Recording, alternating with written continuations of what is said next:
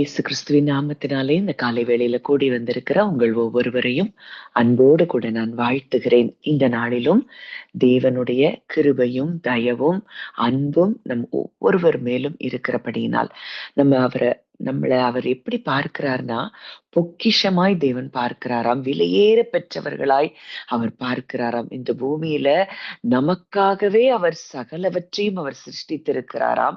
நமக்காகவே அவர் தன்னுடைய சொந்த குமாரனையும் அவர் அனுப்பியிருக்கிறார் என்றால், தேவன் நம்மேல் வைத்த அன்பை எவ்வளவு பெரிதாக நம்ம பார்க்கணும் அப்படிங்கிறத நம்ம ஒவ்வொரு நாளும் அறிந்து கொள்ளணும். இதெல்லாம் அறிய முடியாத இடத்துல நம்ம இருக்கிறோம்னா, நம்ம இன்னமும் நம்ம ஆவிக்குரிய காரியங்களிலே நாம் பலவற்றில் நம்ம இன்னும் சரியான அறிவை பெறாததுதான் காரணம். இந்த நாட்கள்ல தொடர்ந்து அந்த ஆவிக்குரிய ஞானத்தை, அந்த அனந்த ஞானத்தை நம்ம பெற்றுக்கொள்ளும்படியாய் தேவன் பல காரியங்களை நமக்கு கற்றுக் கொடுத்து கொண்டிருக்கிறார். இன்றைக்கும் உங்கள் இருதயம் இயேசுவின் நாமத்தினாலே அது திறக்கப்படுவதாக. இன்றைக்கு நம்ம படிக்க போகிற இந்த சத்தியம் நிச்சயமாய் உங்க வாழ்க்கையை அது மாற்றக்கூடியதா இருக்கும். இதை யாரெல்லாம் இருதயம் திறந்து இந்த சத்தியத்தை கேட்கிறீங்களோ, நிறைய காரியங்கள் நம்ம வாழ்க்கையில புரிய ஆரம்பிக்கும். நம்ம ஆவியில எப்படி எப்பவும் தேவனோடு கூட உறவுல இருக்கிறது, இதெல்லாம் குறித்து நம்ம ஆழமாய் நம்ம தியானிக்க போகிறோம். இது இன்றைக்கு முடிக்க முடியாது. 1-2 நாட்கள் நம்ம தொடர்ந்து தியானிக்க வேண்டிய விஷயங்கள். அதனால தொடர்ந்து உங்க உள்ளத்தை திறந்து இந்த வார்த்தைகளை நீங்கள் கவனிக்கும்படியாய் நான் உங்ககிட்ட கேட்டுக்கொள்கிறேன். ஆவியானவர் அதற்கு உதவி செய்வாராக. அப்போ இன்றைக்கு நமக்கு நம்ம ஏற்கனவே நம்ம பார்த்திருக்கிறோம். நம்ம இந்த பூமியில வசிப்பதற்கு, வாழ்வதற்குதாகத்தான் தேவன் நமக்கு ஒரு சரீரத்தை கொடுத்திருக்கிறார். நம்ம இந்த சரீரத்துல நமக்கு ஆத்துமா இருக்கிறது. நமக்கு ஆவியையும் தேவன் கொடுத்திருக்கிறார். We live in a body. We have a soul and the spirit. நம்ம ஆவியையும் தேவன் நமக்கு கொடுத்த தமது சாயலின்படி, தமது ரூபத்தின்படி மனுஷனை உருவாக்குவோமாக என்று சொல்லி அவர் உருவாக்கின நமக்குள்ளே நமக்கு ஒரு சரீரம் இருக்கிறது, நமக்கு ஆத்துமா இருக்கிறது, நமக்குள்ளே ஆவியும் இருக்கிறது. நீங்க 1 தெசலோனிக்கேயர் 5:23 நீங்க வாசிப்பீங்கன்னா இதை நம்ம நல்லா புரிந்து கொள்ளலாம். அப்போ இந்த ஆவி, இந்த ஸ்பிரிட் மேன் தான் தேவன் நம்மோடு கூட நாமும் தேவனும் இணைகிற ஒரு பகுதியா இருக்குது. இதுதான் டைரக்டா தேவனோடு கூட கனெக்ட் ஆகிற இடமா இருக்கு. எது? தேவனோடு கூட டைரக்டா கனெக்ட் ஆகிற இடம் நம்முடைய ஆவி. இப்போ ஆவி மனிதன், ஸ்பிரிட் மேன், இத குறித்து தான் நம்ம தியானிக்க போகிறோம். அதுக்கு நம்ம ஆதியாகமத்துல இருந்து பார்த்தாதான் இந்த ஸ்பிரிட் மேன் யாரு, இப்போ இந்த ஸ்பிரிட் மேன்ல யாரு தொடர்புல இருக்கிறா, இதெல்லாம் நம்ம அறிந்து கொள்ளும் போது நம்ம வாழ்க்கையில பல பகுதிகளில் நீங்கள் விடுதலை பெறுகிறதை நீங்கள் அறிந்து கொள்ள முடியும். இப்போ தேவன் ஆதியிலே மனுஷனை உண்டாக்குகிறாரு. அங்க ஆதாமை உண்டாக்கி அவனை தோட்டத்துல வைக்கிறாரு. இந்த ஆதாமை உண்டாக்கும் போது அங்க அவனுடைய நாசியிலே அவர் ஜீவ சுவாசத்தை ஊதினார். நம்ம வாசிக்கலாம். ஆதியாகமம் 2வது அதிகாரம் 7வது வசனம். ஆதியாகமம் 2:7. தேவனாகிய கர்த்தர் மனுஷனை பூமியின் மண்ணினாலே உருவாக்கி ஜீவ சுவாசத்தை அவன் நாசியிலே ஊதினார். மனுஷன் ஜீவ ஆத்மாவானான். தேவனாகிய கர்த்தர் மனுஷனை பூமியின் மண்ணினாலே உருவாக்கி ஜீவ சுவாசத்தை அவன் நாசியிலே ஊதினார். மனுஷன் ஜீவ ஆத்துமாவானான். இங்க இந்த ஆதாமை படைக்கும் போதும் ஆதாமுக்குள்ளேயும் ஆவி, ஆத்துமா, சரீரம் எல்லாம் இருந்தது. இந்த ஆவி அது மனுஷனுடைய ஆவியா இருந்ததே தவிர இந்த ஆவியில தேவன் கனெக்ட் ஆகல. ஆனா இவன் நாசியிலே சுவாசத்தை ஊதும் போது அவன் ஜீவ ஆத்துமாவானான் அப்படின்னு சொல்லி எழுதியிருக்கு. அப்போ இங்க தேவன் ஆதாமோடு கூட எப்படி கனெக்ட் ஆயிருந்தாருன்னு பார்க்கும் பொழுது அவன் கூட ஆத்துமார்த்தமாய் அவனை நேர்ல வந்து சந்திக்கிறாரு.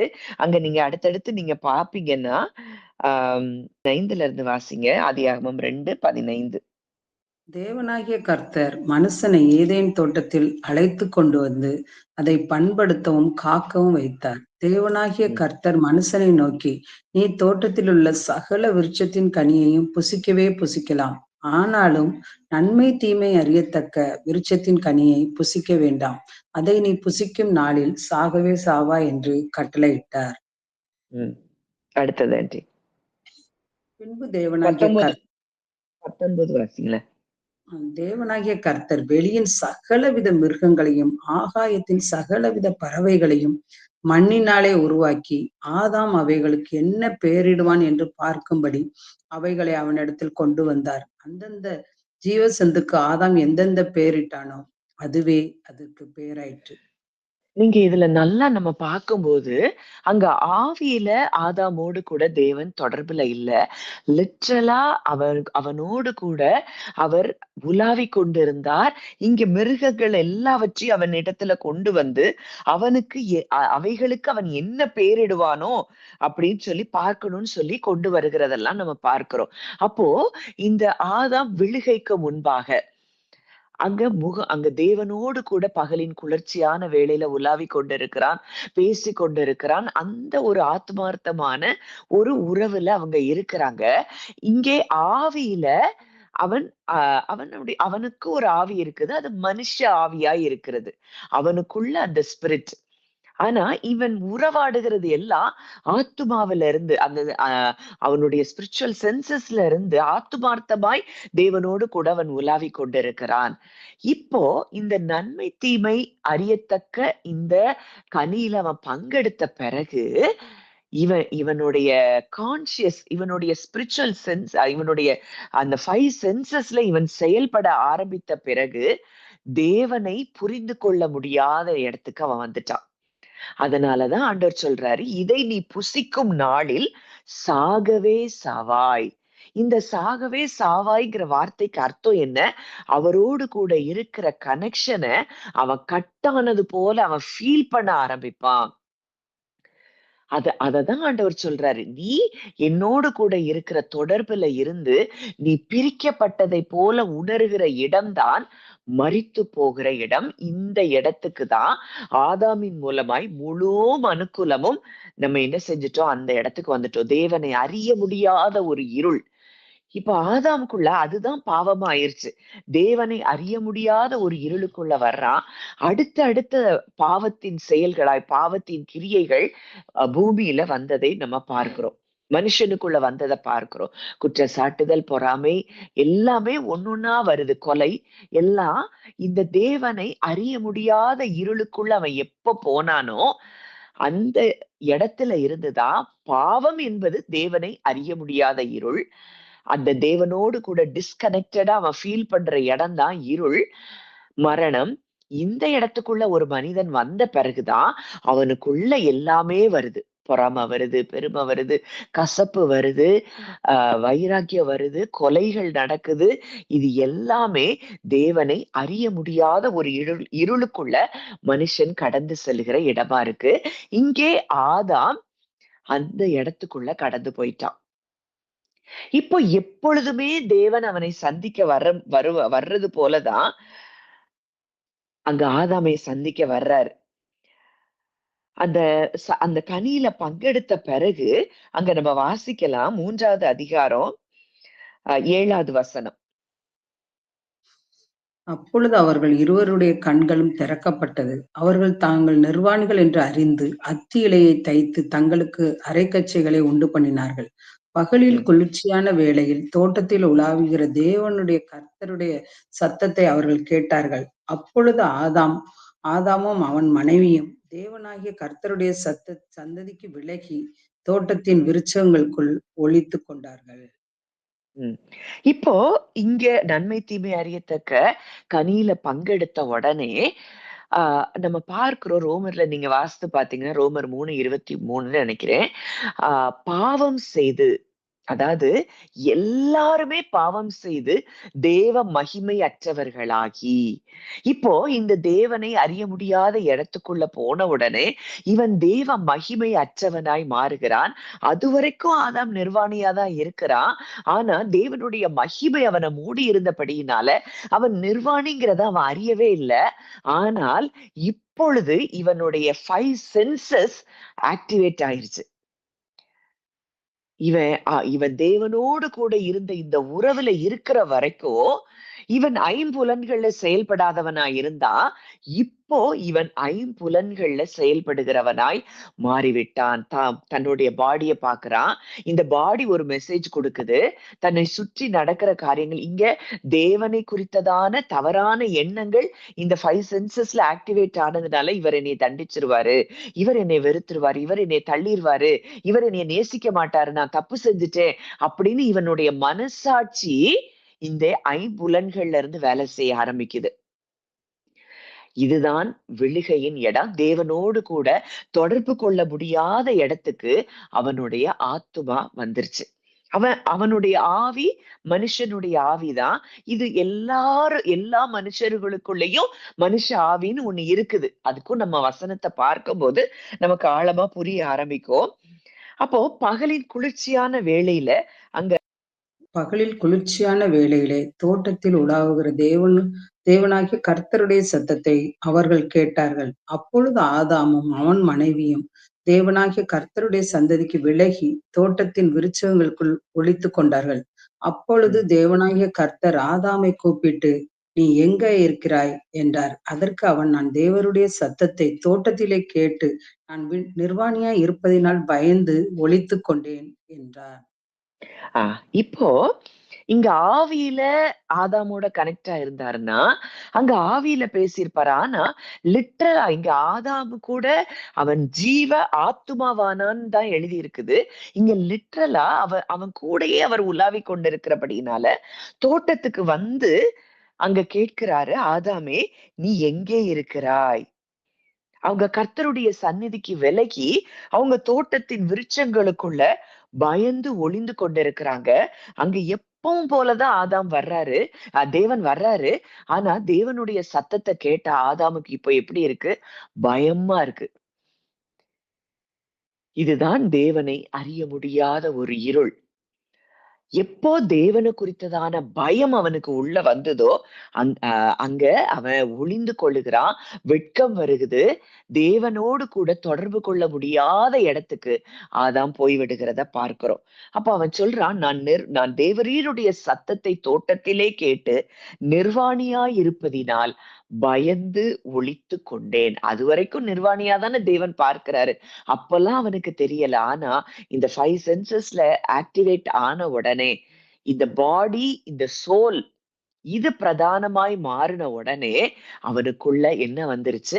பயம் வந்தது. இன்னைக்கு முழு மனுக்குலமும் பயத்துக்குள்ள இருக்கு. ஒவ்வொரு சின்ன காரியத்தை குறிச்சும் நம்ம பயப்படுறோம் அப்படின்னா இது இந்த முதல் ஆதாம்ல இருந்து இந்த சென்சஸ்ல ஐம்புலன்கள்ல இருந்து நமக்கு இந்த உலகம் சொல்லுகிற காரியங்கள், நம்முடைய எண்ணங்கள் சொல்லுகிற காரியங்கள்ல இருந்து நம்ம எப்ப செயல்படுகிறோமோ அப்பதான் நமக்குள்ள பயம் என்பது வருகிறதை நாம் அறிந்து கொள்ளலாம்.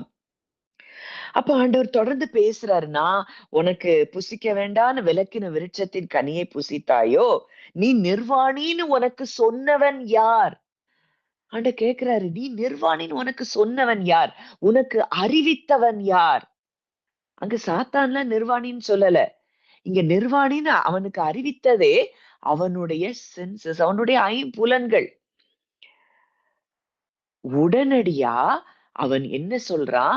நீர் தந்த ஸ்திரீ, தேவரீர் தந்த ஸ்திரீ அப்படின்னு சொல்லி குற்றம் சாட்டுதல் முதல் முறையா அங்க வருது.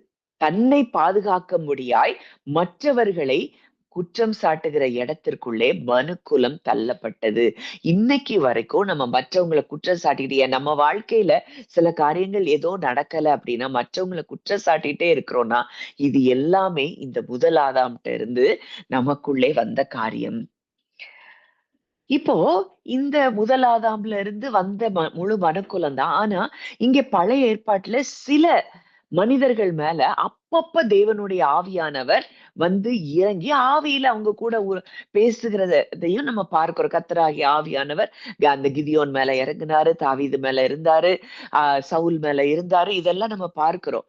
ஆனா கூட அந்த பெர்மனன்ட் ரெசிடென்ட் இப்போ நமக்கு எப்படி ஆவியானவர் நம்முடைய ஆவியிலேயே பெர்மனன்ட்டா வாசம் பண்ணுகிறாரோ, அது போல அன்றைக்கு ஆதாம் முதல் கிறிஸ்து வரைக்கும் உள்ள மனிதர்களுக்கு அந்த பெர்மனன்ட்டா அவங்க தேவனோடு கூட இருக்கிற ஐக்கியத்தை அவங்க உணர முடியாதவர்களாய்த்தான் இருந்தார்கள். சில மனிதர்கள் தேவனோடு கூட சஞ்சரித்து அந்த ஆத்மார்த்தமா அவர் கூட இருந்தாங்க. ஆனா இந்த ஆதாமின் வழி வந்த எல்லாருமே தேவனை அறிய முடியாத ஒரு இருளுக்குள்ளதான் மேக்சிமம் இருந்தாங்க. ஒரு சிலர் எக்ஸம்ஷனா தாவீதை போல, தானியேல், யோசேப்பை போல ஒவ்வொருத்தர் அந்த இன்டிமசிக்குள்ள இருந்ததுனால அவங்க தேவனை அறிகிற விதம் வேறு மாதிரி இருந்தது. இப்போ நம்ம பார்க்கலாம் 1 கொரிந்தியர் 15வது அதிகாரம் 45வது வசனம். 1 கொரிந்தியர் 15:45. அந்தப்படியே முந்தின மனுஷனாகிய ஆதாம் ஜீவாத்மாவானான் என்று எழுதியிருக்கிறது. பிந்தின ஆதாம் உயிர்ப்பிக்கிற ஆவியானவர். ஆகிலும் ஆவிக்குரிய சரீரம் முந்தினதல்ல, ஜென்ம சரீரமே முந்தினது, ஆவிக்குரிய சரீரம் பிந்தினது. முந்தின மனுஷன் பூமியிலிருந்து உண்டான மண்ணானவன், இரண்டாம் மனுஷன் வானத்திலிருந்து வந்த கர்த்தர். வானத்துக்குரியவர் எப்படிப்பட்டவரோ வானத்துக்குரியவர்களும் அப்படிப்பட்டவர்களே. மேலும் மண்ணானவனுடைய சாயலை நாம் அணிந்திருக்கிறது போல வானவருடைய சாயலையும் அணிந்து கொள்ளுவோம். போதன்றி. இப்போ இங்க அழகா தெளிவா அந்த வார்த்தை சொல்லுது, முந்தின மனுஷனாகிய ஆதாம் ஜீவ ஆத்துமாவானான். சுவாசத்தை அவனுக்குள்ள அவனுடைய நாசியில ஊதின பொழுது அவன் ஜீவ ஆத்துமாவானான். பிந்தின ஆதாம், 2ஆம் ஆதாம் ஆகிய கிறிஸ்து உயிர்ப்பிக்கிற ஆவியானார். இந்த ஆவி தேவனோடு கூட தொடர்பு கொள்ள முடியாத நிலைமையில இருந்த பொழுது கிறிஸ்துவை ஏற்றுக்கொண்ட அத்தனை பேருக்குள்ளும் இன்றைக்கு கிறிஸ்துவின் ஆவி, பரிசுத்த ஆவியானவர் இன்றைக்கு நமக்குள்ளே வாசம் செய்து இன்றைக்கு நம்முடைய ஆவி உயிர்ப்பிக்கப்பட்டிருக்கிறதை நாம் அறிந்து கொள்ள வேண்டும். இந்த ஆவியில தான் இப்ப தேவனோடு கூட நம்ம எப்பவுமே உறவுல இருக்கிறோம். இந்த ஆவி பரிபூரணமா இருக்கு. இந்த ஆவி எப்பவுமே தேவனுடைய ரிலேஷன்ஷிப்ல தான் இருக்கு. ஆனா இன்றைக்கு இந்த ஆவியின் சத்தத்தை நம்ம கேட்காதபடி இந்த ஐம்புலன்களுடைய சத்தத்தை நாம் அதிகமாய் கேட்கிறபடியினாலே தேவனுடைய சத்தத்தை நாம் அறிய முடியவில்லை. தேவனுடைய சத்தம் நமக்கு பெருசா தெரிய மாட்டேங்குது. அவர் நம்ம ஒவ்வொரு நொடி பொழுதும் சத்தியத்துக்குள்ள நடத்துறாரு, நம்மள ஆலோசனை கொடுத்து நடத்திட்டு தான் இருக்கிறாரு. அவர் சத்தத்தை நம்ம கேட்க முடியாததுனாலதான் நம்ம என்ன செய்யறோம், இன்னமும் பயங்களுக்குள்ளயும் கவலைகளுக்குள்ளயும் பல வகையான சூழ்நிலைகளுக்கு நம்ம கைதிகளாய் நாம் இருக்கிறோம். அடுத்ததா பார்க்கிறோம், ஆவிக்குரிய சரீரம் முந்தினது அல்ல, ஜென்ம சரீரமே முந்தினது. நமக்கு எல்லாருக்குமே நம்ம எல்லாருமே ஆவிக்குரிய சரீரத்தை முதலாவது பெறல. கிறிஸ்துவை ஏற்றுக்கொண்ட பிறகுதான் இந்த ஆவிக்குரிய அந்த அந்த இடத்துக்கே நம்ம வர்றோம். ஆவியில நாம் புதிதாக்கப்பட்டு, ஆவியில நம்ம தேவனோடு கூட இணைக்கப்பட்டு, ஆவியில நம்ம என்ன செஞ்சிருக்கிறோம், அந்த உயிர்ப்பிக்கிற நிலையை நாம் அடைந்திருக்கிறோம். உயிர்ப்பிக்கப்பட்ட நிலைமை நம்ம ஆவிக்கு உண்டாயிருக்கிறது. முந்தின மனுஷன் பூமியில் இருந்து உண்டான மண்ணானவன், இரண்டாம் மனுஷன் வானத்திலிருந்து வந்த கர்த்தர்.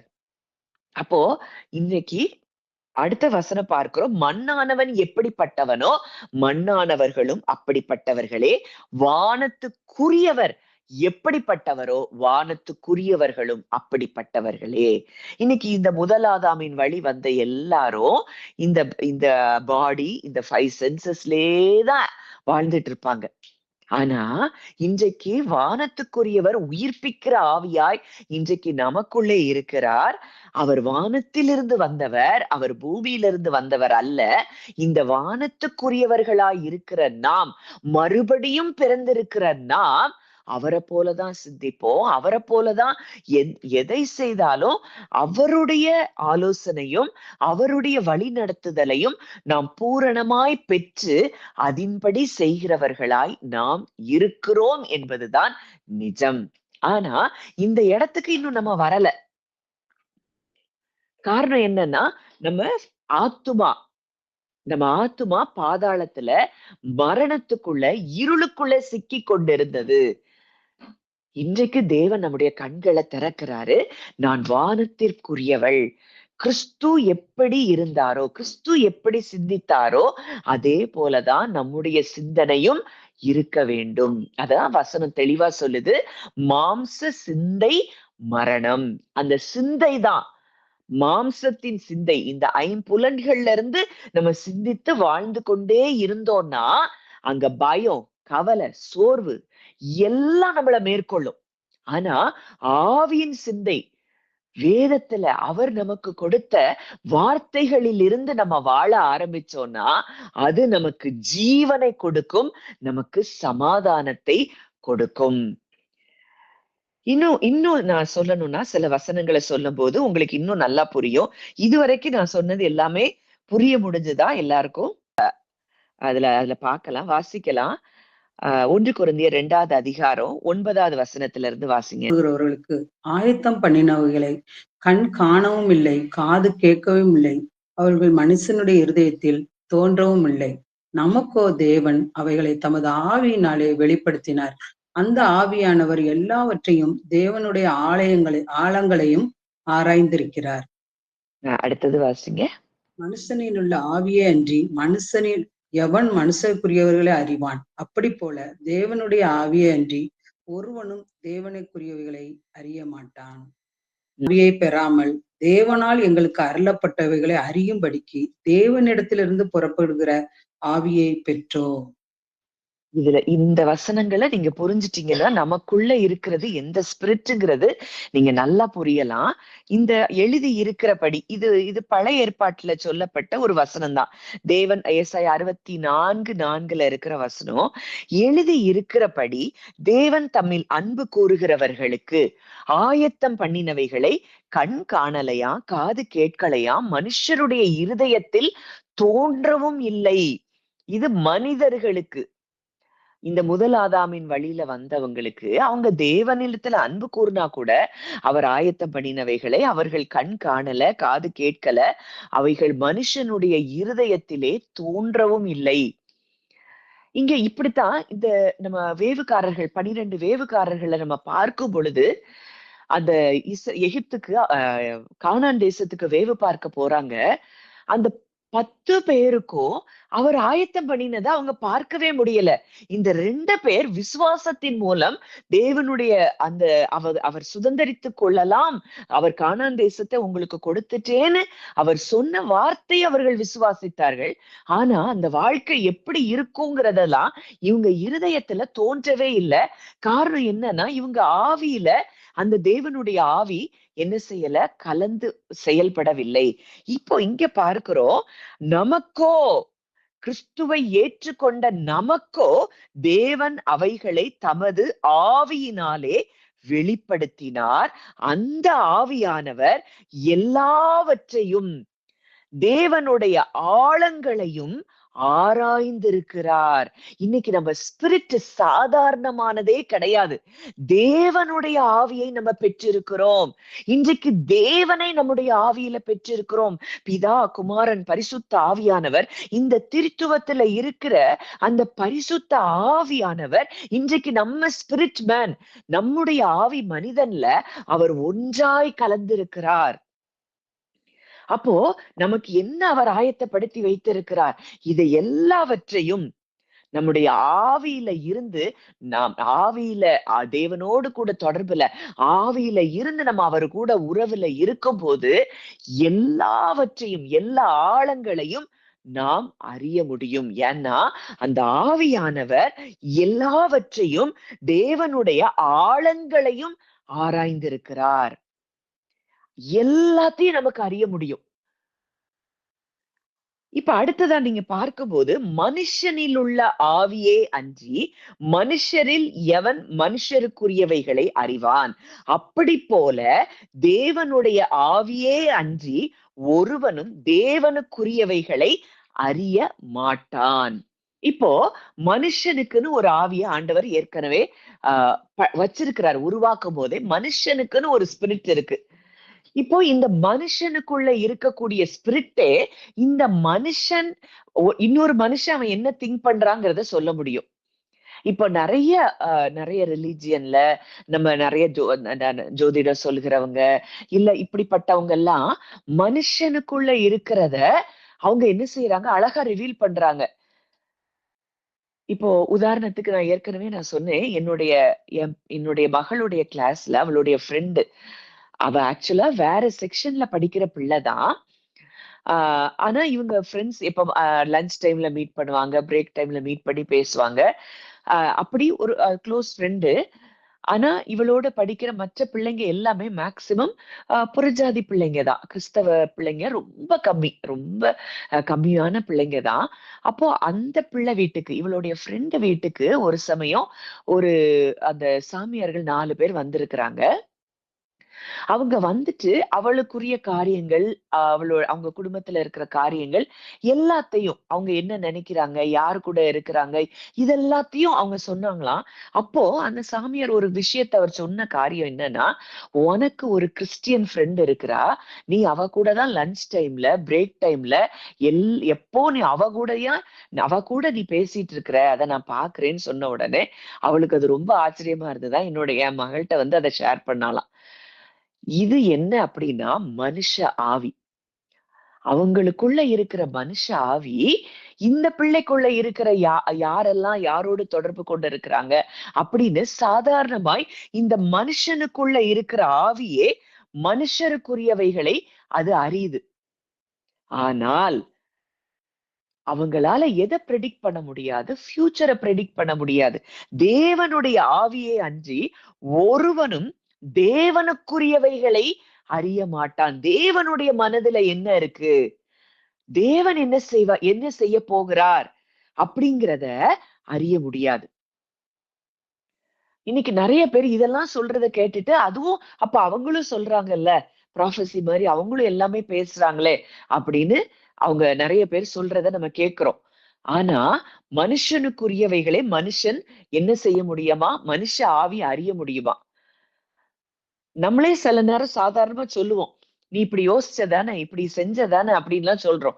காரணம் என்னன்னா அவங்களுக்குள்ள இருக்கிற நமக்குள்ள இருக்கிற ஆவி, அவங்களுக்குள்ள இருக்கிற ஆவி அவங்க ஓபன் பண்ணும் போது நமக்கு அது என்ன செய்யுது, அது புலப்பட ஆரம்பிக்குது. ஆனால் தேவனுக்குரியவைகளை அறியும்படிக்கு நாம் தேவனால் பெற்ற ஆவியை நம்ம பெற்றிருக்கிறோம். தேவனுடைய ஆழங்களை அறியும்படி. அடுத்த வசனம் நம்ம பார்க்கும்போது, நாங்களோ உலகத்தின் ஆவியை பெறாமல் தேவனால் எங்களுக்கு அருளப்பட்டவைகளை அறியும்படிக்கு, தேவனால் எங்களுக்கு அருளப்பட்டவைகளை அறியும்படிக்கு தேவனிலிருந்து புறப்படுகிற ஆவியையே பெற்றோம். உலகத்தின் ஆவி இல்ல, தேவனிலிருந்து புறப்படுகிற ஆவி, ஆழங்களை அறிகிற அந்த ஆவி. அததான் பவுல் சொல்றாரு. அடுத்த வசனம் நம்ம பார்க்கும்போது, அவைகளை நாங்கள் மனுஷ ஞானம் போதிக்கிற வார்த்தைகளாலே பேசாமல் பரிசுத்தாவி போதிக்கிற வார்த்தைகளாலே பேசி ஆவிக்குரியவைகளை ஆவிக்குரியவைகளோடே சம்பந்தப்படுத்தி காண்பிக்கிறோம். ஆவிக்குரியவைகளை ஆவிக்குரியவைகளோட நம்ம என்ன செய்யறோம், சம்பந்தப்படுத்துறோம். ஆனா இந்த உபதேசம் எப்படி இருக்கு, கெட்டு போகிறவர்களுக்கு பைத்தியமா இருக்குதான். ரட்சிக்கப்படுகிற நமக்கோ அது தேவ பலம் உள்ளவைகளா இருக்கிறது. சிலுவையை பற்றின உபதேசம், இந்த சிலுவைக்கு பிறகு, கிறிஸ்துவினுடைய மரணம் உயிர்த்தெழுதலுக்கு பிறகு இந்த ஆவியானவர் பெர்மனண்டா இந்த திரித்துவ தேவனில் இருக்கிற ஒரு நபர், தேவன் இன்றைக்கு நம்முடைய ஆவியில பெர்மனண்டா அவர் வந்துட்டார்னா, இன்னைக்கு இந்த ஆவியில இருந்து நம்ம அவரோடு கூட தொடர்பு கொண்டோம்னா, இந்த ஆவியில நமக்கு எல்லாமே கொடுக்கப்பட்டிருக்கு. சகல ஆசீர்வாதங்களும் இந்த ஆவியில நம்ம பெற்றிருக்கிறோம். இத நம்முடைய நம்முடைய வாழ்க்கையில இன்னும் சுதந்திரிக்க முடியாமல் இருப்பதற்கு காரணம் இன்னும் இந்த ஐம்புலன்கள்ல நம்ம வாழ்ந்து கொண்டிருப்பதுதான். இன்னும் நம்ம சுகத்தை பெற்றுக்கொள்ள முடியல, இன்னும் நம்ம நம்ம இருதயம் விடுதலைய பார்க்க முடியல, சந்தோஷத்துல இல்ல, சமாதானத்துல இல்ல அப்படின்னா இன்னும் இந்த ஸ்பிரிட் மேன், இந்த ஆவிக்குரிய மனிதனை நாம் முழுவதுமாக பார்க்காததுதான் காரணம். இன்னும் நம்ம டீப்பரா போக போக நிறைய காரியங்கள் உங்களுக்கு தெளிவா புரிய ஆரம்பிக்கும். நம்ம எதுலலாம் ஐம்புலன்கள்ல நம்ம இதுவரைக்கும் செயல்பட்டு கொண்டிருந்தோம். கொரிந்தியர் 2:14 வாசிங்க. 14, 15. ஜென்ம சுபாவமான மனுஷனோ தேவனுடைய ஆவிக்குரியவைகளை ஏற்றுக்கொள்ளான். அவைகள் அவனுக்கு பைத்தியமாய் தோன்றும். அவைகள் ஆவிக்கேற்ற பிரகாரமாய் ஆராய்ந்து ஆனவைகளானதால் அவைகளை அறியவும் மாட்டான். ஆவிக்குரியவன் எல்லாவற்றையும் ஆராய்ந்து நிதானிக்கிறான். ஆனாலும் அவன் மற்றொருவனாலும் ஆராய்ந்து நிதானிக்கப்படான். கர்த்தருக்கு போதிக்கத்தக்கதாக அவருடைய சிந்தையை அறிந்தவன் யார்? எங்களுக்கோ கிறிஸ்துவின் சிந்தை உண்டாயிருக்கிறது. இங்க பார்க்கிறோம் ஜென்ம சுபாவமான மனுஷன். இந்த ஜென்ம சுபாவம் அப்படின்னாலே என்னன்னா ஐம்புலன்கள்ல வாழ்கிறவர்கள். இந்த ஜென்ம சுபாவமான மனுஷர்கள் தேவனுடைய ஆவிக்குரியவைகளை ஏற்றுக்கொள்ள மாட்டாங்க. இப்ப நம்ம உலகத்துல போய் நீங்க நம்ம சிலர்கிட்ட சொல்லும் போது, நீங்க சிலுவையில அவர் உங்க வியாதியை சுமந்துட்டாரு, உங்களுக்கு பலவீனமே இல்ல, வியாதியே வராது, வியாதி கிடையாது அப்படின்னு சொன்னா இந்த ஜென்ம சுபாவமான மனுஷனால அதை என்ன செய்ய முடியாது, ஏற்றுக்கொள்ள முடியாது. இது என்ன பைத்தியமா இருக்கு? அவர் என்னைக்கோ சிலுவைக்கு போனாரா, அவர் என்னைக்கோ தன்னுடைய சிலுவையில சரீரத்துல வியாதியை சுமந்துட்டாரா, அதனால நமக்கு வியாதி இல்லைன்னு சொன்னா அது எப்படி நிஜம்? இன்னைக்கும் உலகத்துல வியாதி இருக்குதுல்ல அப்படின்னு நிச்சயமா இந்த ஜென்ம சுபாவம் உள்ள மனிதர்களால இந்த ஆவிக்குரியவைகளை ஏற்றுக்கொள்ள முடியாது. அவைகள் அவனுக்கு பைத்தியமாக தோன்றும். அவைகள் ஆவிக்கு ஏற்ற பிரகாரமாய் ஆராய்ந்து நிதானிக்கப்படுகிறவைகள் ஆதலால் அவைகளை அறியவும் மாட்டான். அவங்க இந்த ஆவிக்குரிய காரியங்களை ஜென்ம சுபாவமான மனிதர்களால அறிந்து கொள்ளவே முடியாது. எப்பவுமே ஒரு தாட்ஸ், நெகட்டிவ் தாட்ஸ்லயே தான் இப்படிப்பட்டவங்க இருப்பாங்க. இந்த 5 சென்சஸ்லயே தான் அவங்க வாழ்ந்துட்டு இருப்பாங்க. அடுத்ததா பார்க்கிறோம், ஆவிக்குரியவன் எல்லாவற்றையும் ஆராய்ந்து நிதானிக்கிறான், அவன் மற்றொருவனாலும் ஆராய்ந்து நிதானிக்கப்படான். எல்லாவற்றையும் அவன் ஆராய்ந்து நிதானிக்கிறான். இங்க என்ன நடக்குது, இவங்களுக்குள்ள என்ன நடக்குது, என்ன எதனால இவங்க இப்படி இருக்கிறாங்க, எல்லாவற்றையும் ஆவிக்குரியவன் ஆராய்ந்து நிதானிக்கிறான். அடுத்த வசனம் பார்க்கும்போது, கர்த்தருக்கு போதிக்கத்தக்கதாக அவருடைய சிந்தையை அறிந்தவன் யார்? அவருடைய சிந்தையை அறிந்தவன் யார்? எங்களுக்கோ கிறிஸ்துவின் சிந்தை உண்டாயிருக்கிறது. இப்ப இந்த ஆவியில நம்ம கிறிஸ்துவின் சிந்தையைத்தான் நாம் பெற்றிருக்கிறோம். இந்த ஸ்பிரிட் மேன்ல நம்ம பரிசுத்த ஆவியானவர் முழுவதுமாய் நம்மோடு கூட அவர் கலந்திருக்கிறார். ஆனா நம்ம இந்த ஸ்பிரிட் மேன்ட்ட இருந்து எதையுமே நம்ம கேட்கிறது இல்ல. இந்த ஆவியானவர் நம்முடைய ஆவியோட கலந்திருக்கிறார். இந்த ஆவியில இருந்து நம்ம எப்ப திங்க் பண்றோம், எப்ப பேசுறோமோ அப்ப நம்முடைய வாழ்க்கையில எல்லா பகுதிகளிலும் சூழ்நிலைகள் மாறுகிறதை நம்ம பார்க்க முடியும். அங்க ஜீவன் உண்டாகிறத பார்க்க முடியும், அங்க சமாதானம் உண்டாகிறத பார்க்க முடியும், அங்க சுகம் உண்டாகிறத பார்க்க முடியும், அங்கே விடுதலைகள் உண்டாகிறத நம்ம பார்க்க முடியும். ஆனால் இன்றைக்கு வரைக்கும் நம்ம ஐம்புலன்கள்ல செயல்பட்டு கொண்டு இருக்கிறபடியினாலே நாம் தேவனை அறிய முடியாத இருளுக்குள்ள, மரணத்துக்குள்ளே நாம் இருக்கிறோம். மாம்ச சிந்தை மரணம். இந்த ஆவிக்குரியவர்கள் கிறிஸ்துவின் சிந்தையை உடையவர்களாகத்தான் இருப்பாங்க. அவங்களுக்குள்ள பயம் இருக்காது. இந்த முதல் ஆதாமுக்குள்ள இருக்கிற வரைக்கும் தான் பயம், கவலை எல்லாருக்கும். இந்த 2ஆம் ஆதாமாகிய கிறிஸ்துவுக்குள்ள வந்துட்டோம்னா, கிறிஸ்து எதை செய்து முடித்திருக்கிறார், கிறிஸ்துவும் திரித்துவ தேவன் நம்ம எப்படி நேசிக்கிறார்கள், இந்த ஆவியில அவங்க நம்ம கூட உறவுல இருக்கிறத நம்ம என்ஜாய் பண்ண ஆரம்பிச்சிட்டோம் அப்படின்னா இந்த உலகத்துல இருக்கிற எந்த காரியமும் நம்மள டிஸ்டர்ப் பண்ணவே முடியாது. இந்த ஆவியில நம்ம அவரோடு கூட ஐக்கியத்துல இருக்கிறார். அதனாலதான் சமாரிய ஸ்திரீட்ட சொல்றாரு, பிதாவை எங்கும் தொழுது கொள்ளும் காலம் வருகிறது, அவரை தொழுது கொள்ளுகிறவர்கள் ஆவியோடும் உண்மையோடும் தொழுது கொள்ள வேண்டும். ஒரு ஆலயத்துல இப்ப அவரை அடைச்சு வைக்க முடியாது. ஒரு ஒரு ஒரு கட்டடத்துக்குள்ள அவர் இல்ல. இன்றைக்கு அவர் பெர்மனண்டா நம்முடைய சரீரத்துக்குள்ள, நம்முடைய ஆவியில அவர் வாசம் பண்ணும்படியாய் அவர் வந்திருக்கிறார். இதை எந்த ஒரு மனிதன் ஆழமாய் அறிய ஆரம்பிக்கிறானோ அவன் தேவரகமாய் மாறுகிறான். அப்படிப்பட்டவன் சிந்திக்கிறதும்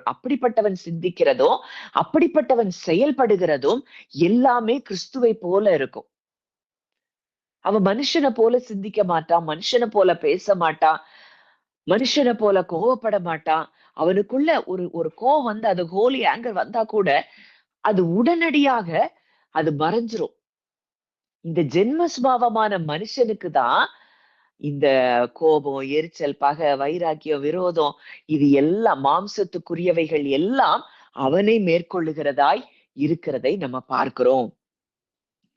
இப்போ ஆதாமுக்குள்ள சுவாசத்தை ஊதும் போது அவன் ஜீவ ஆத்மாவானான். இங்க இயேசு கிறிஸ்து பூமியில இருக்கும் போது சீஷர்களுக்குள்ளே சுவாசத்தை ஊதி, தன்னுடைய சுவாசத்தை ஊதி பரிசுத்த ஆவியை பெற்றுக் கொள்ளுங்கள். இப்ப இந்த பரிசுத்த ஆவியானவர் நம்முடைய ஆவியுடனே கூட அந்த பெந்தைக்கோஸ்தே நாள்ல மொத்தமா பரிசுத்த ஆவியானவர் அந்த சீஷர்கள் மேல வந்து இறங்கிட்டார். பலத்த காற்று அங்க அடிக்குது, இடி முழக்கம் இருக்கு. அந்த காற்றின் வழியா அந்த பரிசுத்த ஆவியானவர் ஒவ்வொருவருக்குள்ளாகவும் பலமாய் வந்து இறங்கி விட்டார். கிறிஸ்துவை ஏற்றுக்கொண்ட ஒவ்வொருவருக்குள்ளும் இன்றைக்கு பரிசுத்த ஆவியானவர் பலமாய் நமக்குள்ளே இருக்கிறார். அப்போ இன்னைக்கு அவருடைய தேவனுடைய பர்சனல் ஸ்பிரிட்ட இன்னைக்கு நம்ம ஆவியில பெற்றிருக்கிறோம். இப்ப இந்த ஸ்பிரிட் நமக்குள்ளே வாசம் பண்ணி, நமக்கு போதித்து, நம்மை பலப்படுத்தி, நம்மை சகல சத்தியத்துக்குள்ள வழி நடத்தி, தேவனை போல தேவ புத்திரர்களாய் அவர் மாற்றுவதற்காகத்தான் நமக்குள்ளே அவர் வாசம் செய்து கொண்டிருக்கிறார். இப்போ டெம்பரரியா அவர் நமக்குள்ள இல்ல, பெர்மனண்டா இன்றைக்கு ஆவியில அவர் நம்ம கூட தான் இருக்கிறார். இத நம்ம அறியதான்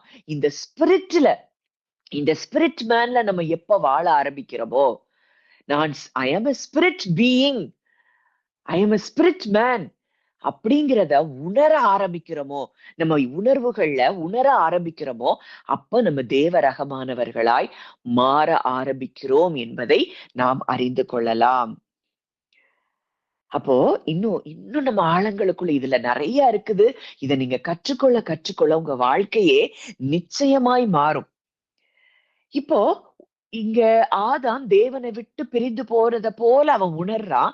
இங்கே தேவனுடைய ஆவியானவர் நமக்குள்ளே பரிபூரணமாய் வாசம் பண்ணினபடியினாலே அங்கே எல்லோரும் பாவம் செய்து தேவ மகிமையற்றவர்கள் ஆனாங்க. இங்க நமக்கு தேவனால் நம்முடைய பாவங்களை அவர் ஏற்றுக்கொண்டு அவருடைய நீதியை நமக்கு கொடுத்திருக்கிறபடியினாலே நாம் அந்த ஆதாம் இழந்த மகிமையை நம்ம மறுபடியும் பெற்றிருக்கிறோம். அங்க யோவான் 17வது அதிகாரத்துல இயேசு சொல்றாரு பிதா கிட்ட, நீர் எனக்கு தந்த மகிமையை நான் இவர்களுக்கு கொடுத்தேன்.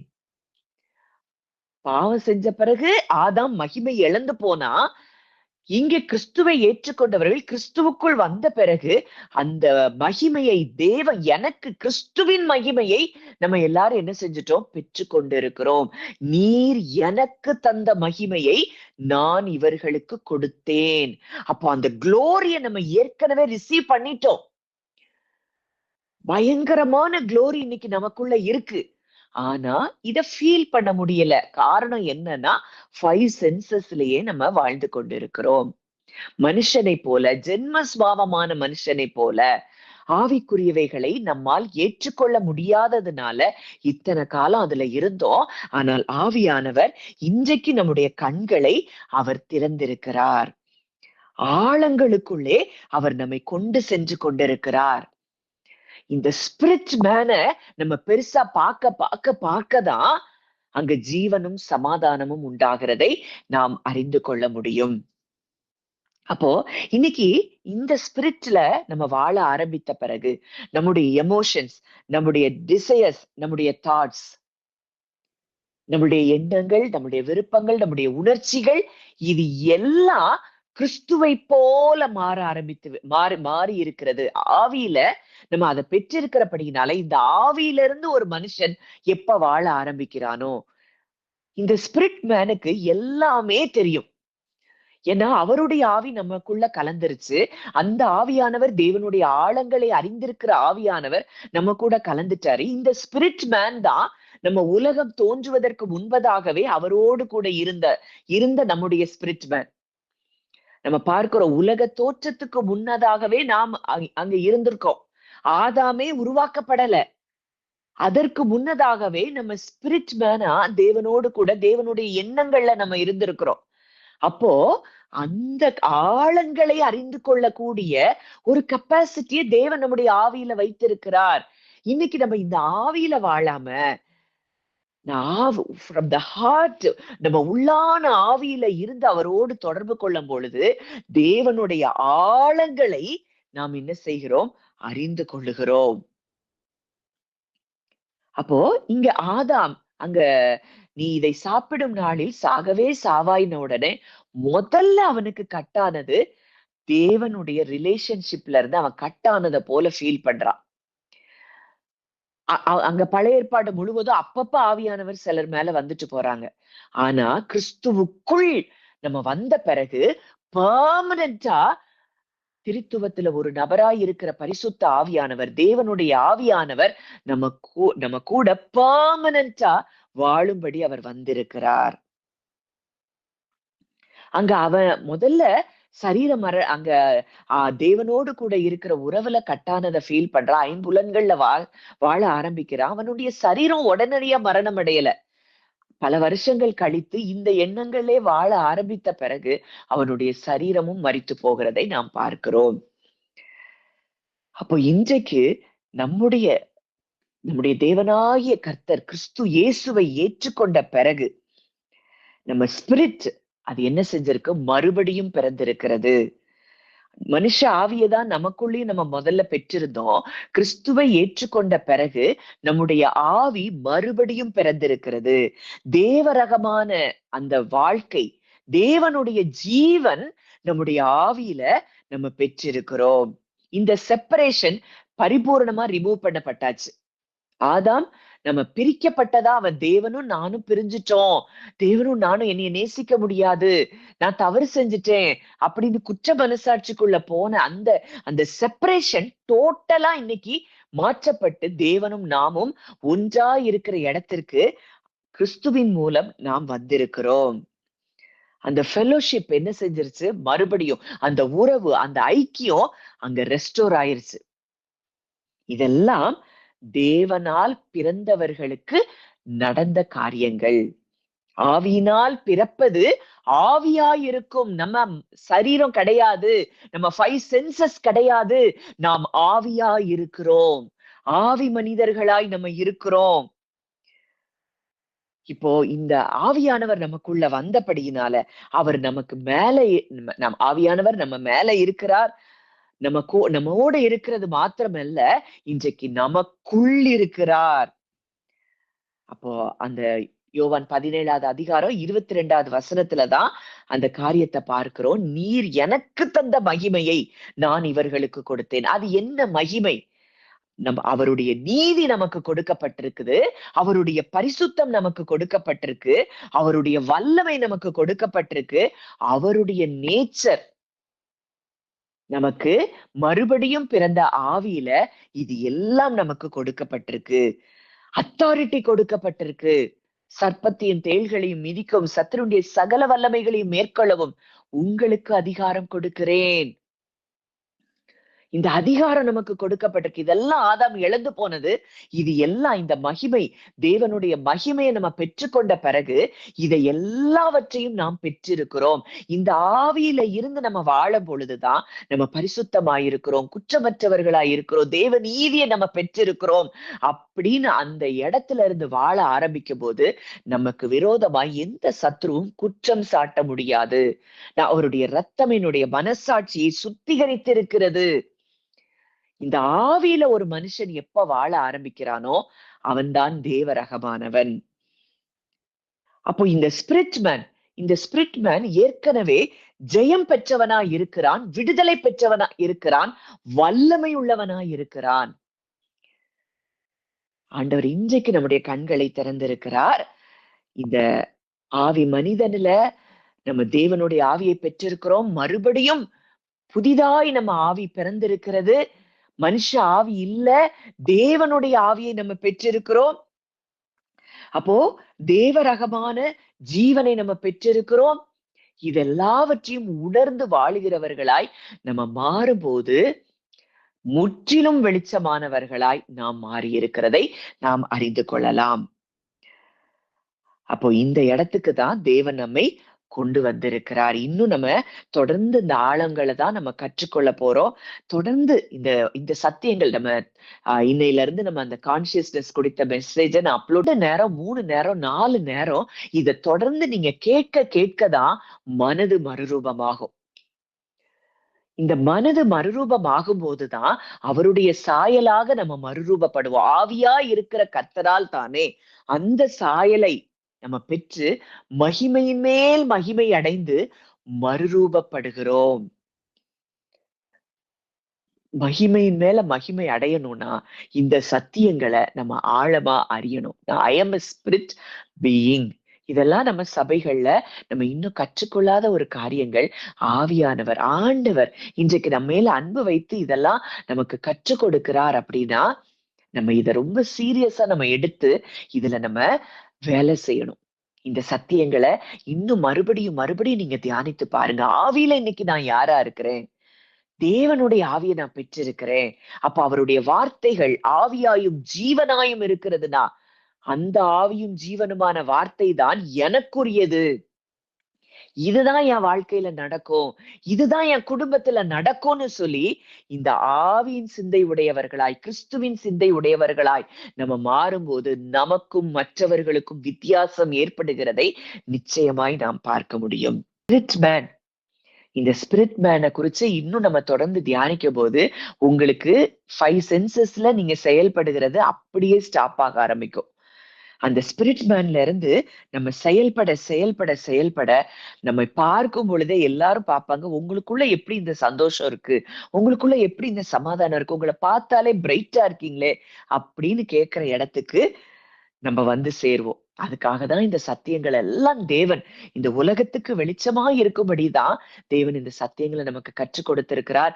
இதை சீரியஸா நம்ம ஒவ்வொரு நாளும் எடுத்து நம்ம செயல்பட வேண்டியது அவசியம். நம்ம ஜெபிக்கலாம். நல்ல தகப்பனே, நன்றியோடு உம்மை துதிக்கிறோம், ஸ்தோத்திரிக்கிறோம் அப்பா. இந்த நல்ல நாளிலும் ஆண்டவரே எங்களுக்கு ஆவிக்குரிய ஆழங்களின் சத்தியத்தை எங்களுக்கு நீர் கற்றுக் கொடுத்து கொண்டிருக்கிறீர் அப்பா. நன்றி செலுத்துகிறோம் ஆண்டவரே. வந்த ஒவ்வொருவரையும் ஆண்டவரே நான் மனதார பிளஸ் பண்றேப்பா. நாங்க எல்லாருமே இந்த ஸ்பிரிட் மேன்ல இருந்து செயல்பட உள்ளான மனுஷன் நாளுக்கு நாள் புதிதாகி கொண்டிருக்கிற நேரமாய் இது இருக்கிறதை நாங்கள் பார்க்கிறோம். அந்த உள்ளான மனிதன் அந்த ஸ்பிரிட் மேன்ல இருந்து நாங்க செயல்பட தகப்பன் எங்களுக்கு கிருபை தருவீராக. இந்த ஸ்பிரிட் மேன்ல எங்களுக்குள்ள ஆவியின் கனிகள் தான் இருக்கு. இந்த ஸ்பிரிட் மேன்ல எங்களுக்குள்ளே வரங்கள் இருக்குது. இந்த ஸ்பிரிட் மேன்ல இருந்து எங்களுடைய திங்கிங், எங்களுடைய எல்லாமே இந்த ஆவியில இருந்து நாங்க செயல்பட எங்களுக்கு நீர் கிருபை தரும்படியாய் நாங்கள் ஜெபிக்கிறோம் அப்பா. மனுஷருக்குள்ளே இருக்கிற ஆவியை நாங்க பெறல, தேவனால் எங்களுக்கு அருளப்பட்ட ஆவியை நாங்கள் பெற்றிருக்கிறோம். தேவனுடைய ஆவியை நாங்கள் பெற்றிருக்கிறோம் அப்பா. இத உணர்கிறோம் அப்பா. தேவன் எங்களுக்கு தந்த ஆவி, தேவனிடத்தில் இருந்த ஆவியை நாங்கள் பெற்றிருக்கிறோம் என்பதை ஆழமாய் நாங்கள் இன்றைக்கு அறிந்து கொள்ள எங்களுக்கு உதவி செஞ்சீங்கப்பா. உமக்கு நன்றி. இந்த சரீரமோ ஐம்புலன்கள் சொல்லுகிறது நாங்கள் அல்ல. இதுல இருந்து நாங்க இனி பேசவோ சிந்திக்கவோ கூடாதுப்பா. எங்களுக்கு நீங்க அதற்காக ஹெல்ப் பண்ணுங்கப்பா. மனுஷனை போல சிந்திப்பதும், மனுஷனை போல பேசுவதும், மனுஷனை போல யோசிப்பதும், மனுஷனை போல நினைப்பதும் இனி எங்க வாழ்க்கையில இருக்கக்கூடாது. கிறிஸ்துவை போல சிந்திப்பதும், கிறிஸ்துவை போல யோசிப்பதும், கிறிஸ்துவின் ஆண்டவரே வெளிச்சத்திலே நாங்கள் நடப்பதும் தான் எங்களுக்கு கொடுக்கப்பட்டிருக்கிறது. அதை நாங்கள் சுதந்திரித்துக் கொள்ள தகப்பன் எங்களுக்கு கிருபை தாங்க. அந்த ஒவ்வொருவரையும் மனதார நான் பிளஸ் பண்றேன். இந்த சத்தியங்கள் ஒவ்வொருவருக்குள்ளேயும் ஆழமாய் ரூட் ஆகும்படி நான் ஜெபிக்கிறேன். கர்த்தர் அப்படியே ஒவ்வொருவரையும் நீர் பலப்படுத்துகிறபடியினால் நன்றி செலுத்துகிறேன். துதி கன மகிமை யாவையும் இயேசு ஒருவருக்கே செலுத்துகிறோம். கர்த்தரும் மீட்பருமாகிய இயேசுவின் மூலம் கேட்கிறோம் ஜீவனுள்ள நல்ல பிதாவே. ஆமேன், ஆமேன்.